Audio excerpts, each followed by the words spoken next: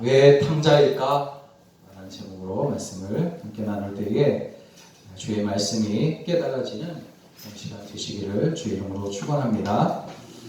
예수님께서 여러 가지 비유로 말씀하신 그런 내용들이 있습니다. 그 가운데 탕자의 비유는 굉장히 유명한 비유인데, 이 예수님께서 비유로 하신 말씀 중에 탕자의 비유는 아버지 재산을 가지고 집을 나가 먼 곳에서, 먼 나라에서 허랑방탕하게 살면서 모든 것을 다 잃고 거지가 된 아들이 자신의 형편을 깨닫고 죄를 깨닫고 아버지께로 다시 돌아온다 하는 그런 내용으로 사람들에게 널리 알려져 있는 그런 이야기입니다. 그러나 우리가 탕자의 비유를 끝까지 읽다 보면 탕자가 집을 나갔다가 돌아온 한 아들의 이야기만이 아니라는 사실을 우리는 쉽게 발견하게 됩니다. 사실 예수님께서 말씀하신 이 탕자의 비유에서 탕자는 한 명이 아니라 두 명입니다. 아버지를 떠나 세상에서 살다가 다시 아버지께로 돌아온 탕자였던 아들과 한 번도 집을 나간 적이 없었지만 사실은 아버지를 떠나 있었던 아들입니다. 이렇게 두 명의 탕자가 있습니다. 사람들은 탕자란 일반적으로 집을 나가서 호랑방탕하고 그래서 도덕적으로나 윤리적으로나 타락한 사람이라고 그렇게 말합니다. 세상의 눈으로 볼 때, 판단할 때에는 그렇게 보이는 것이 틀리지 않을 수 있습니다. 그렇지만 오늘 우리 그리스도인들은 어떤 사람이 정말 탕자인가라는 사실을 알아야 합니다. 그러므로 첫째, 누가 탕자일까 하는 것인데, 누가 탕자일까? 바로 하나님으로부터 떠나 돌아오지 않거나 하나님 곁에 있는 것 같으나 실제로는 하나님을 떠나 있는 사람이 바로 탕자입니다. 이런 사람은 떠나 있으면서도 떠나 있다는 것을 모르는 사람입니다. 예수님께서 말씀하시는 외식하는 자들, 즉 바리새인들과 서기관들과 같은 그런 사람들이 바로 이런 사람들입니다. 이들은 하나님이 아니라 사람에게 잘 보이려는 사람들입니다. 그래서 마태복음 6장 2절을 보면 그러므로 구제할 때에 외식하는 자가 사람에게 영광을 보이려고 회당과 거리에서 하는 것과 같이 너희 앞에 나팔을 불지 말라. 그들은 이미 자기 상을 받았느니라. 그렇게 말씀하시고, 또 마태복음 6장 5절을 보면 너희는 기도할 때에 외식하는 자와 같이 하지 말라. 그들은 사람에게 보이려고 회당과 큰 거리 어디에 서서 기도하기를 좋아하느니라. 내가 진실로 너희에게 이르노니 그들은 자기 상을 이미 받았느니라. 그렇게 말씀하셨어요.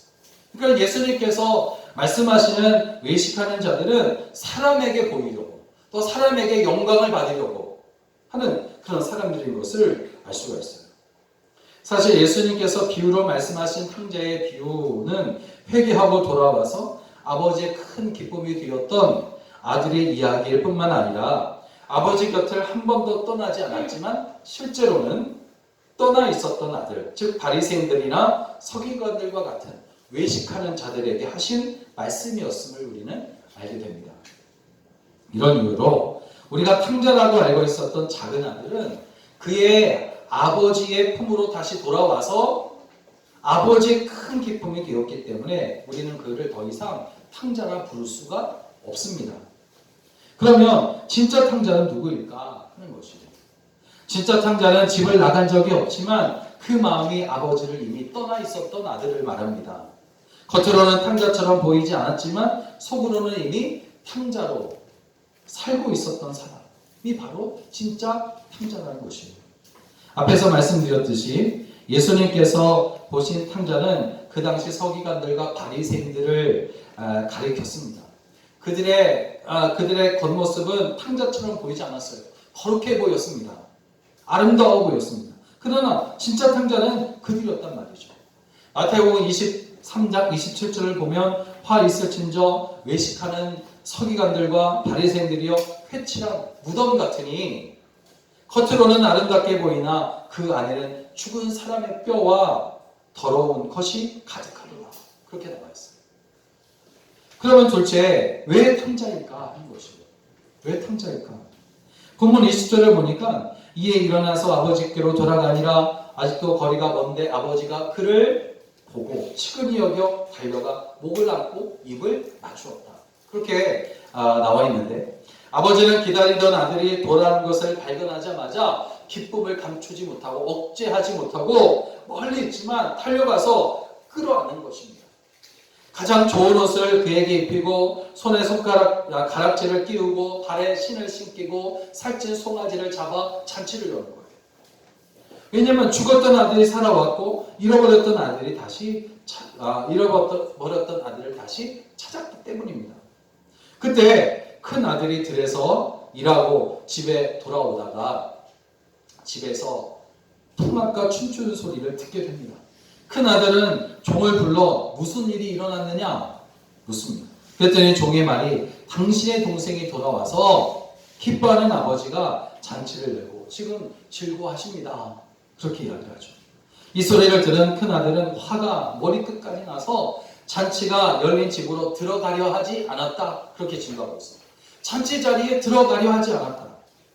동생을 위해서 살찐 송아지를 잡아 잔치를 하고 있는 것이 그야말로 못마땅한 겁니다. 아버지가 이 사실을 알고 나옵니다. 밖으로 나와서 큰 아들에게 아마 이렇게 말했을 거예요. 내 아들아, 너의 동생이 돌아왔다. 죽은 줄 알았는데 살아 돌아왔다. 잃어버린 줄 알았는데 다시 찾았다. 자, 우리가 함께 집으로 들어가자. 내 동생을 같은 마음으로 환영하고 너도 잔치에 참여해서 우리가 함께 즐거워하자 했을 것입니다. 그렇지만 아버지의 이런 간곡한 권유에도 큰아들은 분을 이기지 못하고 아버지에게 말하기를, 아버지, 내가 여러 해 아버지를 섬겨 명을 어김이 없거늘 내게는 염소 새끼라도 잡아주지 않고 잡아서 나와 내 벗으로 즐기게 하신 일이 없더니 아버지의 살림을 창녀들과 함께 삼켜버린 이 아들이 돌아오매 이를 위해서 살찐 송아지를 잡으셨나이다. 이렇게 말하고 있는 큰아들에게서 우리는 그가 한 번도 아버지의 집을 떠난 적이 없어요. 아버지의 명을 어긴 적도 없습니다. 허랑방탕하게 살지도 않았지만 속에는 그러나 큰 불만과 불평을 가지고 늘 살고 있었다는 것을 알 수가 있습니다. 이런 그가 바로 진짜 탕자라는 거죠. 왜 탕자일까? 첫째, 하나님이 아니라 재물을 더 사랑했기 때문입니다. 마태복음 6장 24절 보면 한 사람이 두 주인을 섬기지 못할 것이니 혹 이를 미워하고 저를 사랑하거나 혹 이를 중히 여기고 저를 경히 여기니라. 너희가 하나님과 재물을 겸하여 섬기지 못하느니라.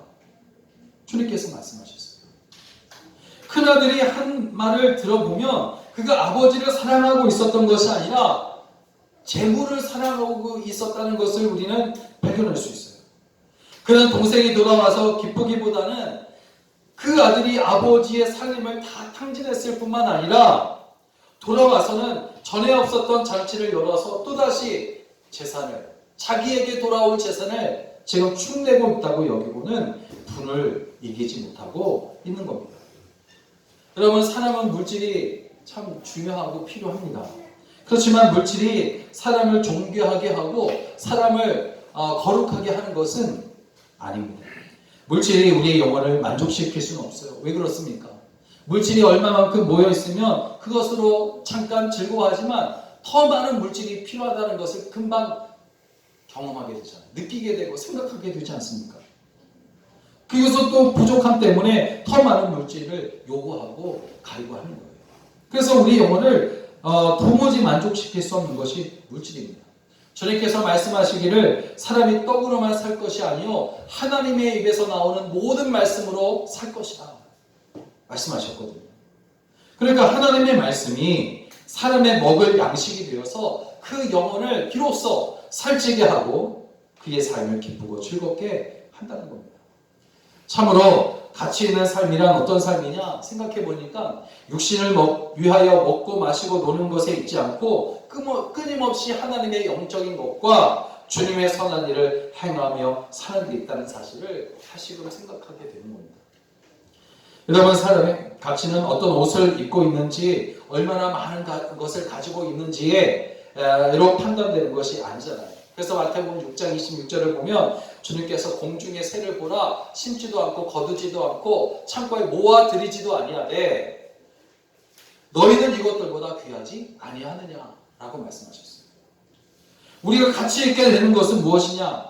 오직 우리를 귀하게 여기시는 하나님의 손에 달려있음을 여러분 믿으시기 바랍니다.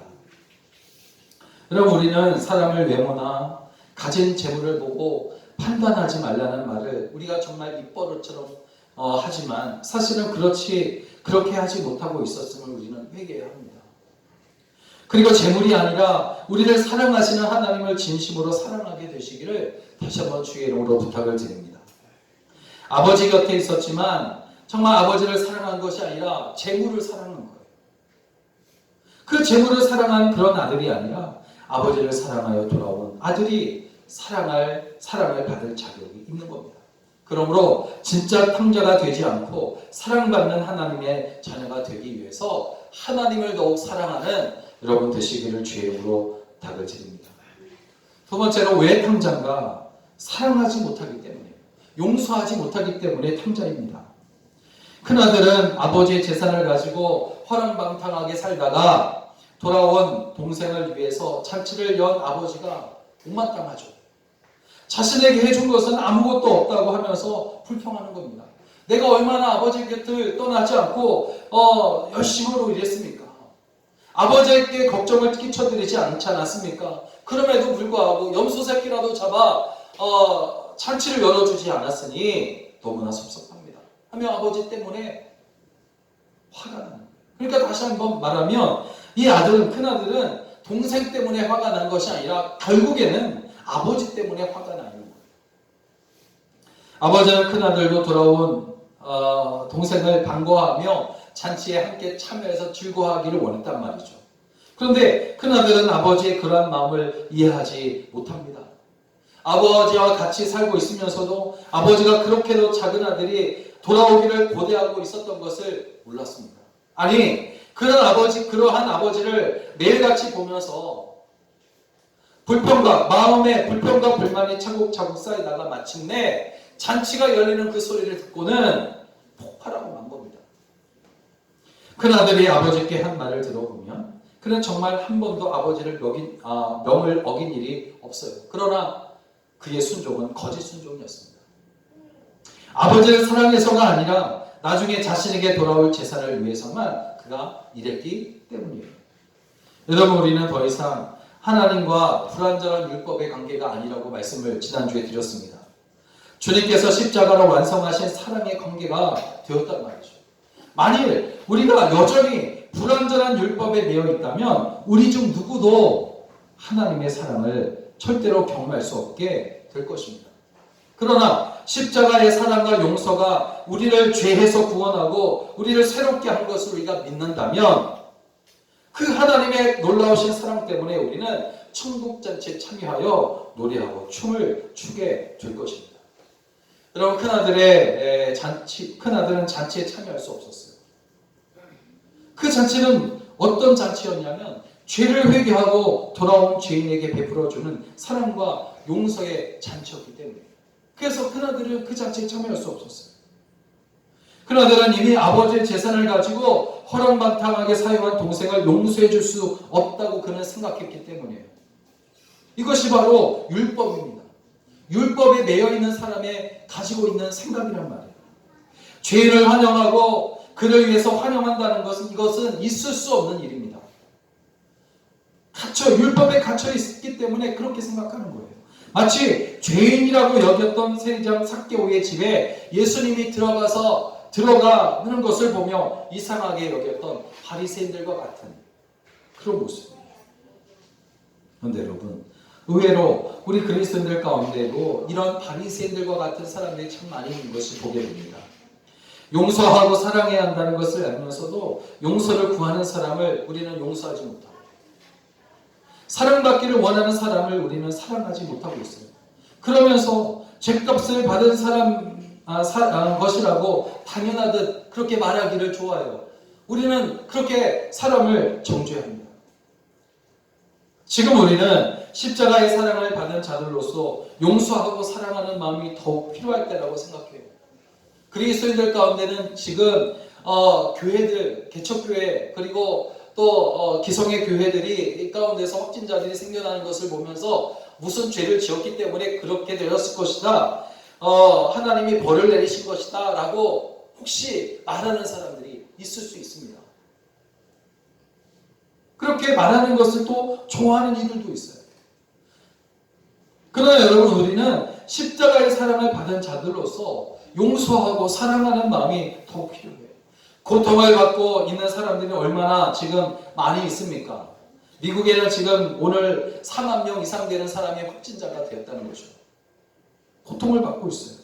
그들을 향하여 당신들이 죄를 지었기 때문에 벌을 받은 것이라고 당연하다라고 그렇게 말할 자격이 우리에게 과연 있습니까?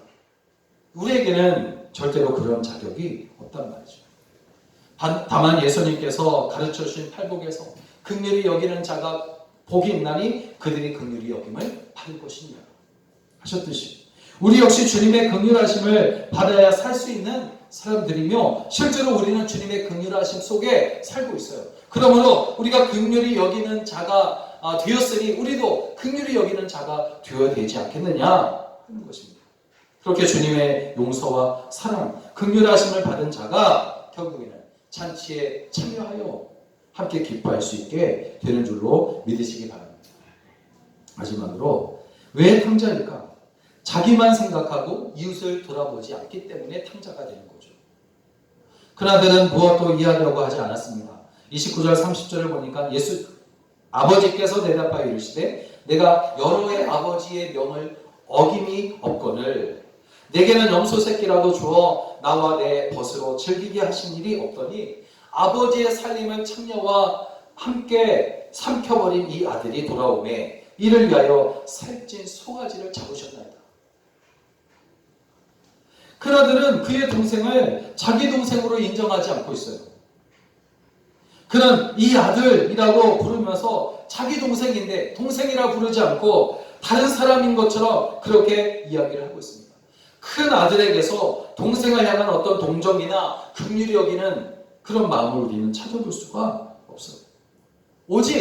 오로지 죄가 하나도 없는 자신만 억울하다는 거죠. 나만 억울하다는 겁니다. 우리는 다른 사람들을 용납하고 이해하며 살아가고 있을까? 특별히 주께 돌아와 회개하며 기뻐하고 있는 사람들을 인정하고 그들을 참 잘했다고 반가워하며 사랑으로 받아들이고 있는가 하는 거죠. 여러분, 나는 나 자신에게 이렇게 물어봐야 합니다. 나는 탕자일까? 아니면 회개하고 용서받아 주님의 사랑으로 살아가는 사람일까? 나는 교회를 떠난 적이 없어요. 매주일 예배도 빠지지 않았습니다.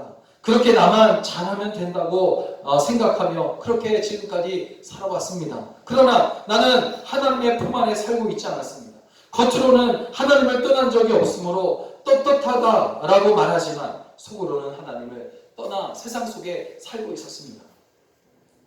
마태복음 6장을 보니까 너희가 하나님과 재물을 겸하여 섬기지 못하느니라 예수님께서 분명히 말씀하셨는데 그리스도인들의 제일 가는 목적인 하나님을 영화롭게 하며 영원토록 그를 즐거워하는 것을 하지 못하고 하나님과 재물을 겸하여 섬기고 있었다는 거죠.